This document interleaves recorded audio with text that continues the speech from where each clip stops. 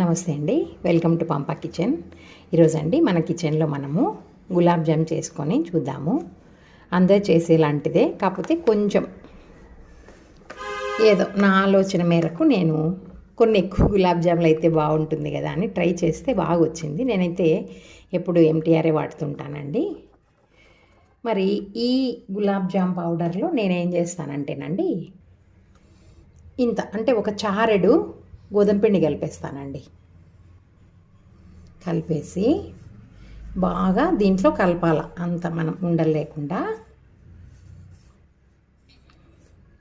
మామూలుగా మనం ఒక మోస్తారు సైజులో చేసుకుంటే ఒక 30-35 అవుతాయి కదా. ఇట్లా చేసినామంటే ఈజీగా ఒక 50 దాకా దాదాపు వచ్చేస్తాయండి. ఒకసారి ట్రై చేస్తే అది సక్సెస్ అయింది. ఇంకా మీకు కూడా చూపిస్తే బాగుంటుంది అన్నట్టు నేను చూపిస్తున్నాను.